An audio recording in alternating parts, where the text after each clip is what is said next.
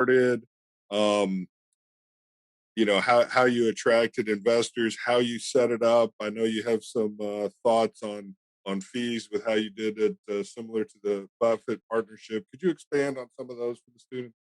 Sure.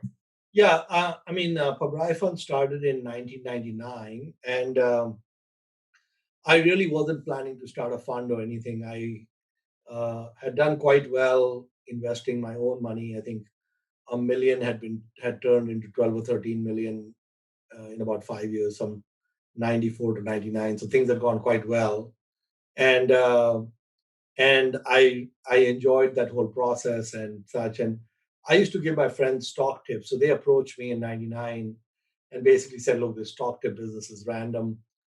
Sometimes we don't see you for a while, and we don't know whether to buy or sell or whatever." So they wanted to give me money to manage, and and I wanted to make sure that if I took their money, that I wouldn't lose my friends. And so I wanted to set up a mechanism by which their downside was very limited.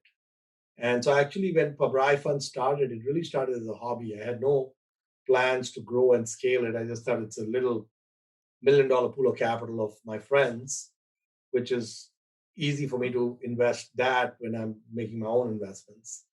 And so I actually guaranteed their principal, and I also guaranteed them 6% a year. And above that, I would take 1/4, they would get 3/4. And about 15, 16 months into the funds, we had about close to 3 million in assets. I decided, it would be good to actually run it as a real business.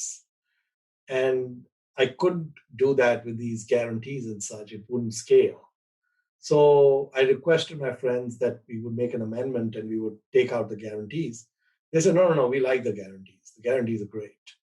So what I did is I set up another fund, and then I just told them this fund is going to close down, and the other fund has the same rules except there are no guarantees. Principal and 6% is not guaranteed. So they all moved over then. When the funds were when they had no choice, they all moved over there, and so that worked out fine. And I would just say this, that Buffett says that you could be a leper in the middle of the Atlantic in a rowboat, and they will swim to you in shark infested waters to invest with you if you deliver above average returns.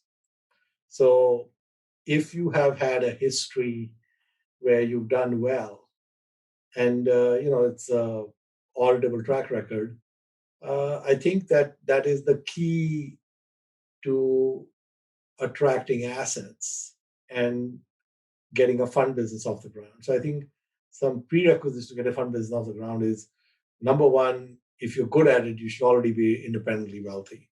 Number two, you should have done quite well, had a good track record, etc. And then beyond that, I think the friends and family should be very willing to have you manage some of their assets. And then once that's going, then others should have an interest as well. So it's almost automatic if the pieces are in place. And it's very uphill if those pieces are missing.